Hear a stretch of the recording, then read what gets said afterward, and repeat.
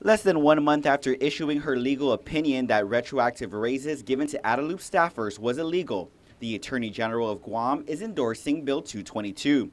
Deputy AG Fred Nishihara on behalf of Attorney General of Guam, Elizabeth Barrett Anderson. We fully and strongly support the passage and enactment of Bill 222. The AG's office was the only oral testimony received at Monday's public hearing. Bill 222 was introduced by Vice Speaker B.J. Cruz to straighten crooked salary schemes. That's interesting language, but first of all, we would like to say from the governor's perspective, when it comes to Bill 222, obviously the Vice Speaker has recognized the governor's authority to set the pay scale for his staff up here at Adelup, just as much as the Vice Speaker and the legislature has the same authority.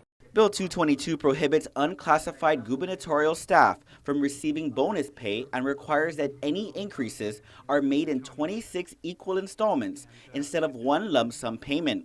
Former Senator Chris Duenas is the governor's special assistant and says written testimony is on its way down from Adelup.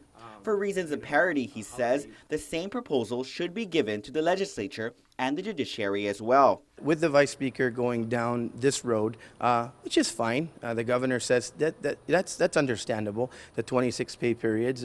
Let's just make sure that we do that across the government, because it really does have a little bit of an appearance of separation of powers by singling out the executive branch.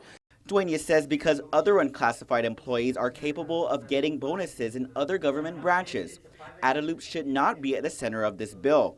For instance, he says at the end of every legislative term, there's a major balance of unpaid leave for staff that is paid out. The two-term senator says it's a significant amount.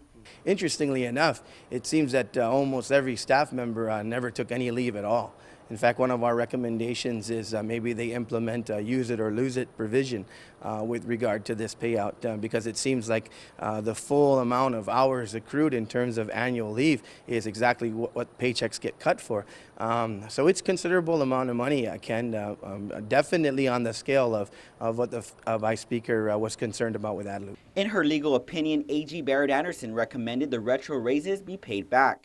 As part of the remedy to pay back the retro raises, Adelup staffers were reissued a single pay period salary adjustment to compensate the same employees this month, totaling upwards of $400,000. Reporting for Guam's News Network, I'm Ken Quintanilla.